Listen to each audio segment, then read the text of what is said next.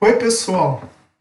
No vídeo passado, nós discutimos a questão da riqueza no socialismo para que nós pudéssemos compreender como que em uma sociedade socialista as decisões sobre a exploração, a produção e a distribuição das riquezas poderiam ser tomadas a partir de critérios políticos e a partir dessas decisões, então, seriam desencadeados os processos econômicos que não estariam, então, subordinados à acumulação de capital, mas sim à solução dos reais problemas da sociedade.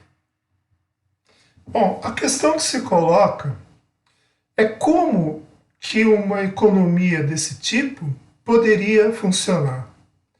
Quais seriam, afinal, esses processos econômicos que se desencadeariam a partir das decisões políticas sobre as riquezas numa economia socialista?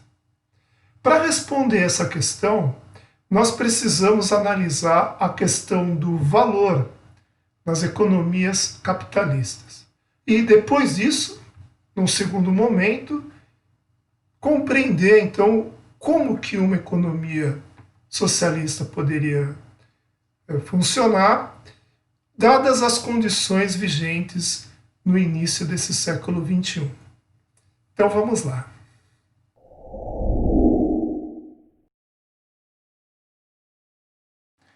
A questão fundamental se coloca sobre o valor, que nos remete ao dinheiro, a valores monetários, né, o seu papel na sociedade, é se ele seria indissociável dos processos de alienação que caracterizam a sociedade capitalista, ou se esse caráter alienante do valor ele poderia ser superado numa sociedade socialista.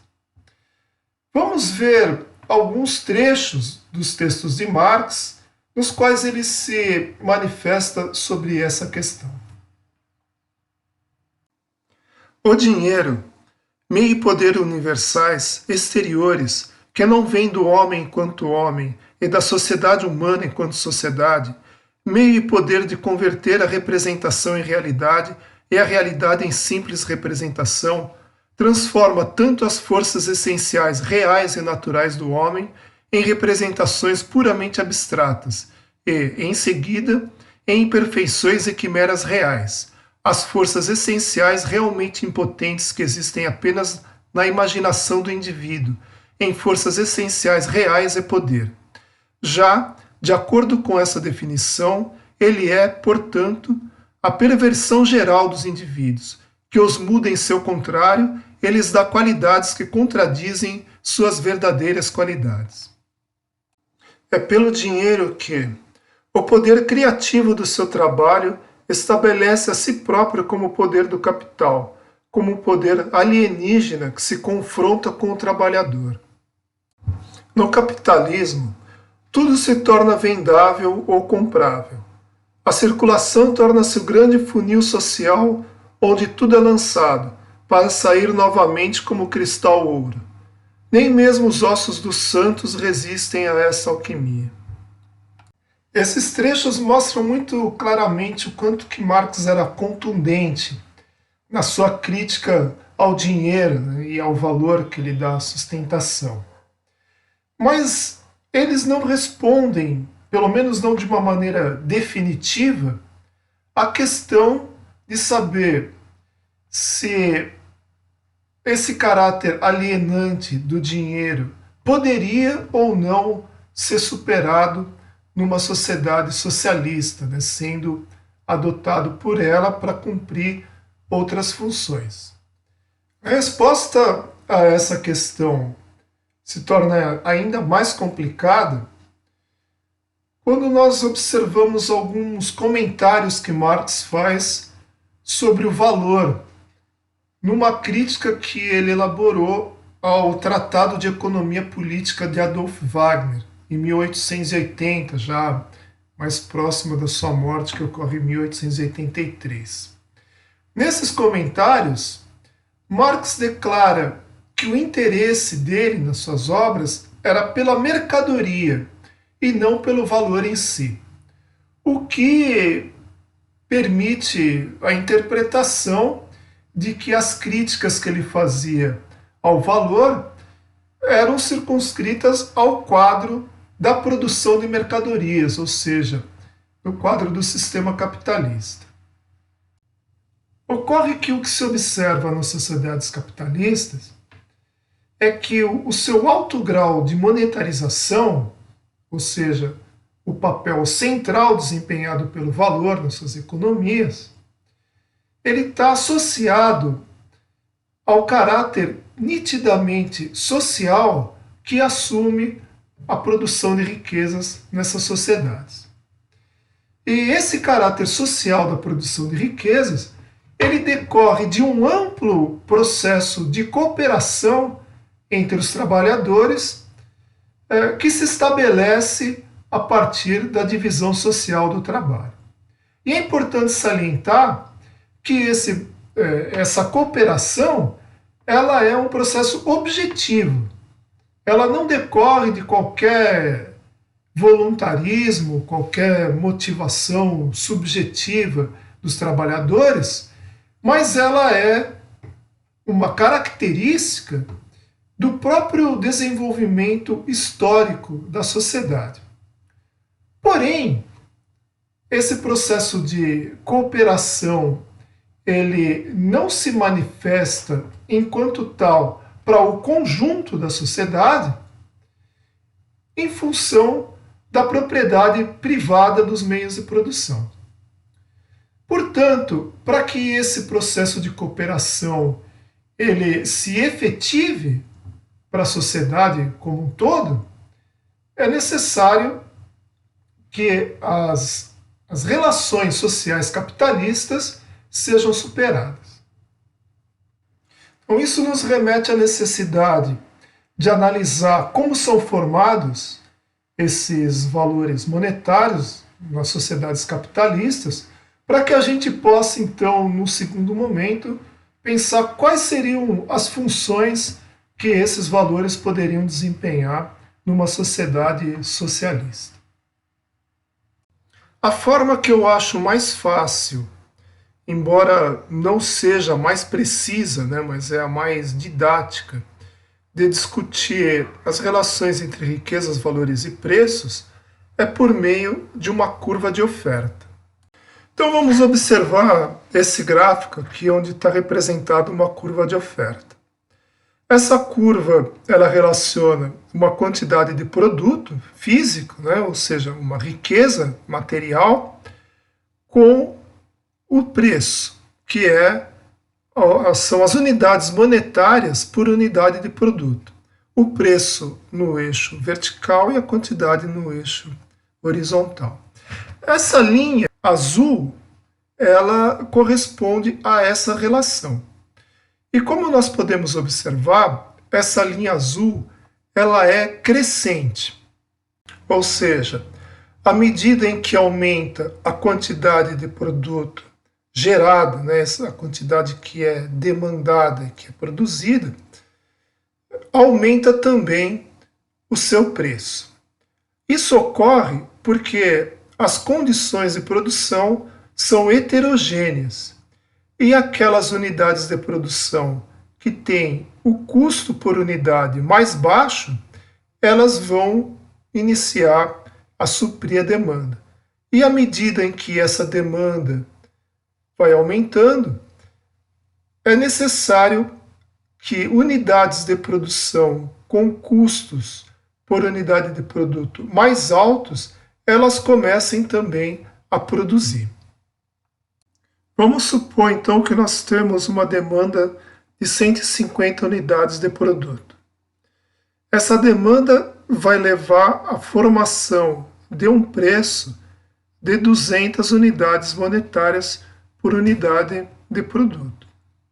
Esse preço corresponde ao custo por unidade de produto mais alto, mas que ainda tem que ser praticado para que a demanda possa ser satisfeita.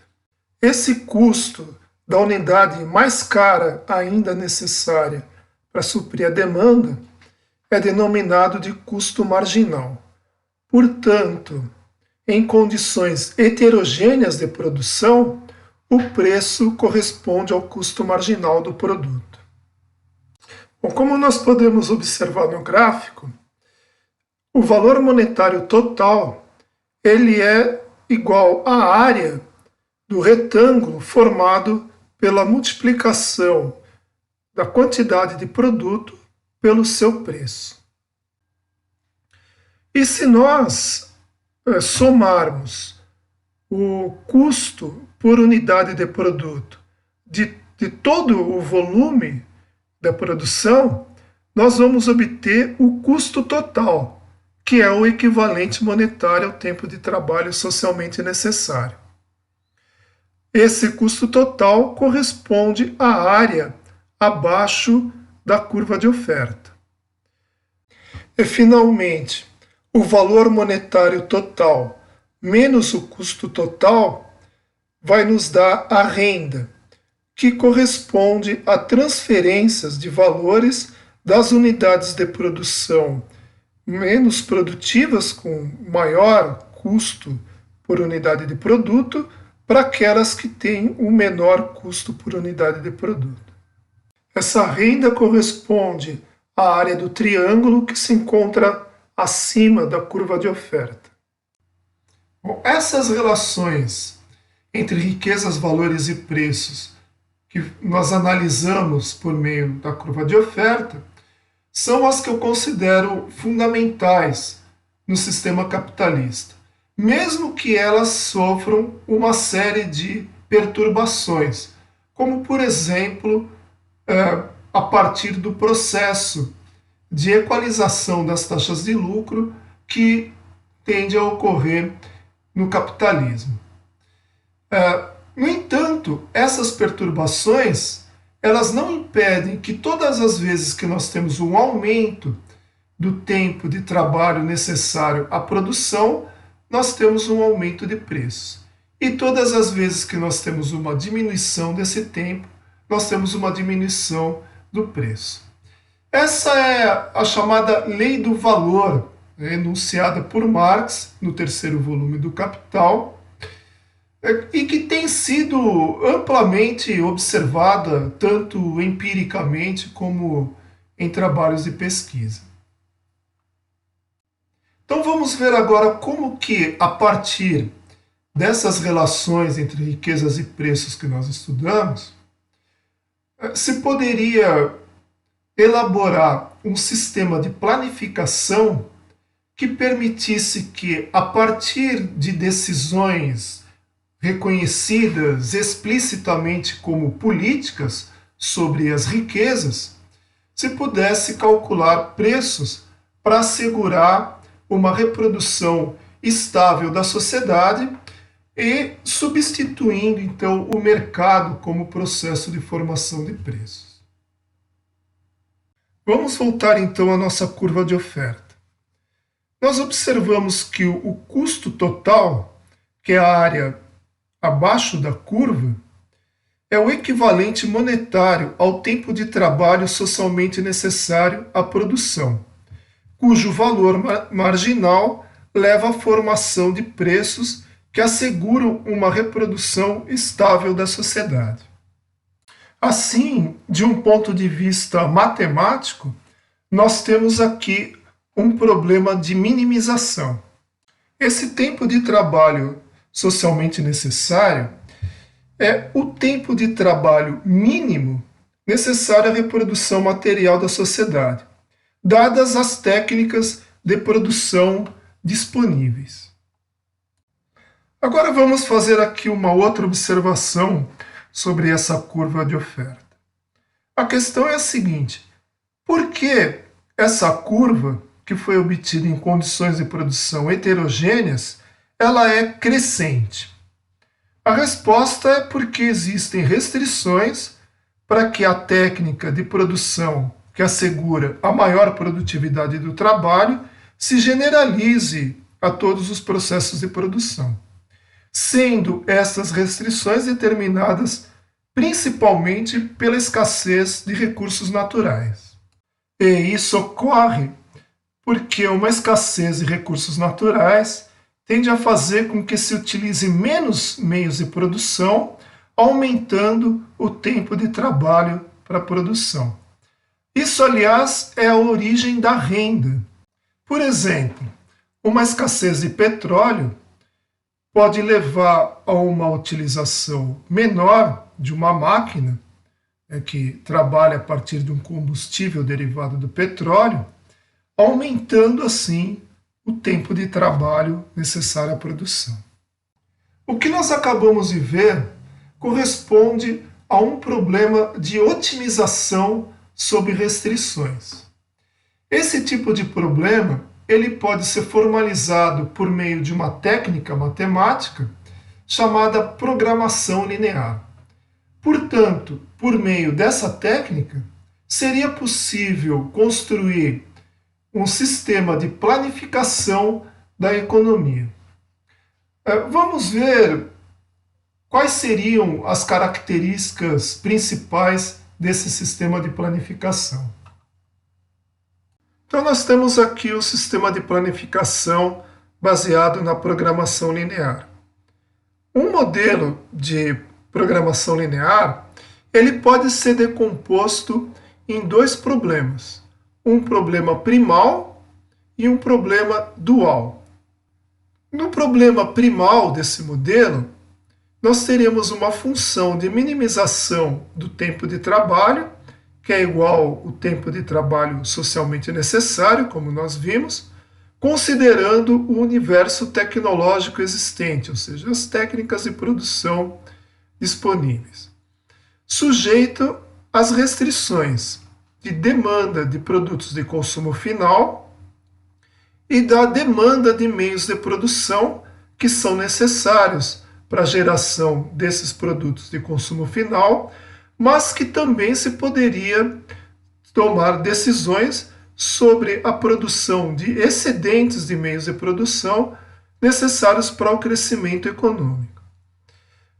E sujeito também à restrição do nível de exploração dos recursos naturais que são necessários para a geração dos meios de produção. A solução desse problema primal seria a quantidade de produtos de consumo final e dos meios de produção geradas, por técnicas, então, que nós denominamos de técnicas eficientes, porque são aquelas que minimizam o tempo de trabalho, ou seja, são as técnicas que determinam o tempo de trabalho socialmente necessário. A partir do problema primal, nós podemos deduzir um problema dual. Então, nesse problema, existe uma função de maximização do valor agregado, ou seja, é o valor monetário total menos as rendas. Essa função de maximização está sujeita às restrições determinadas pelas condições técnicas para a formação de preços de reprodução, que são fornecidos pela solução desse problema dual e são os preços que induzem os produtores a adotar as técnicas eficientes, assegurando uma reprodução estável da economia. Então, finalmente, nós temos a solução ótima do modelo, na qual o valor numérico da solução do problema primal é igual ao do valor da solução do problema dual. Ou seja, o mínimo de tempo de trabalho, que é igual ao tempo de trabalho socialmente necessário, fornecido pela solução do problema primal, é igual ao máximo valor agregado. O que significa que esse máximo valor agregado é o equivalente monetário do tempo de trabalho socialmente necessário. Então, essas relações que nós vimos no modelo, elas já podem ser observadas na curva de oferta, mas com a demonstração formal da equivalência entre o tempo socialmente necessário à produção e o custo total em termos monetários. As restrições do problema primal, ou seja, a demanda de produtos finais, os excedentes de meios de produção necessários para o crescimento econômico e o nível de exploração dos recursos naturais são o que nós chamamos de variáveis exógenas no modelo, ou seja, são variáveis cujos valores têm que ser definidos para que a solução do modelo possa ser obtida. Portanto, esses valores eles podem ser definidos por meio de decisões políticas, ou seja, aquilo que corresponde às riquezas da sociedade, que são os produtos de consumo final, os meios de produção e a exploração dos recursos naturais, elas podem assim ser definidas politicamente pela sociedade. E a partir dessa definição, então é que podem ser desencadeados os processos econômicos orientados pelos preços que foram definidos pelo problema dual do modelo. Mas eu queria salientar que essas relações entre riquezas, valores e preços que nós analisamos nesse vídeo, elas já ocorrem no capitalismo.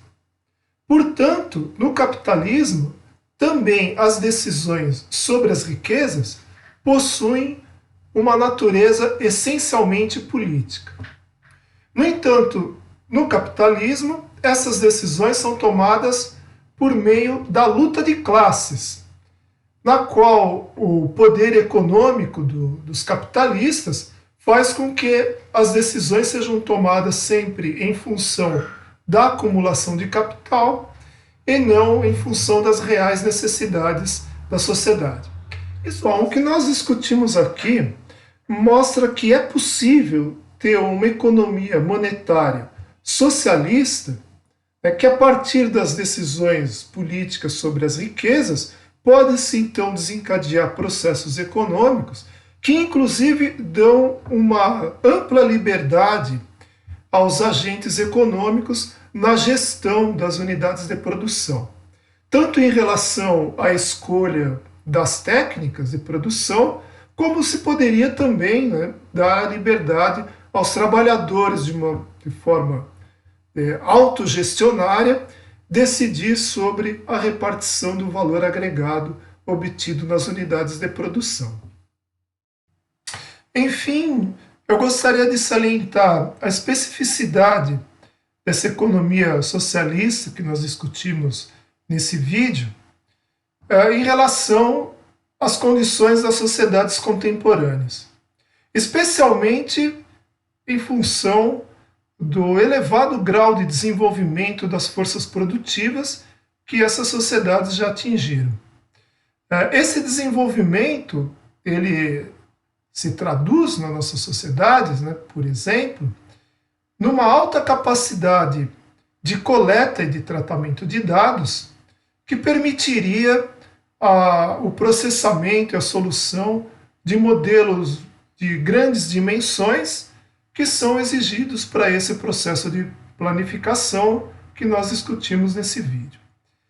E essa planificação socialista nos permitiria analisar os problemas da sociedade, como, por exemplo, a profunda crise econômica pela qual ela passa, ou os problemas ambientais que ameaçam de forma crescente a sua sustentabilidade ecológica, de forma integrada e sem subordinar a solução desses problemas à acumulação de capital e ao imperativo do crescimento econômico a qualquer custo relacionado a essa acumulação.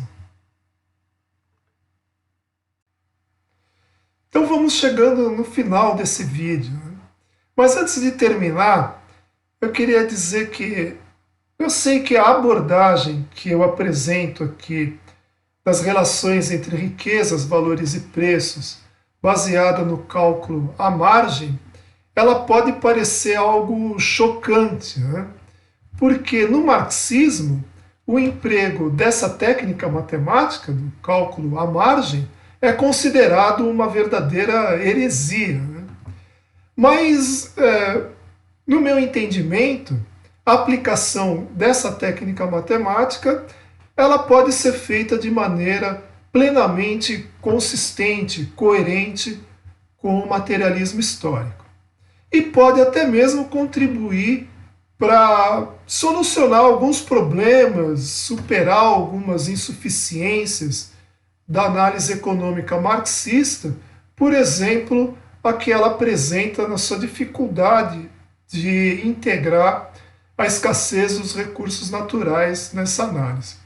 E também para que a gente possa analisar com mais precisão alguns problemas, algumas inconsistências que nós observamos até mesmo no Capital, né? Especialmente no terceiro volume, que trata mais da formação dos preços.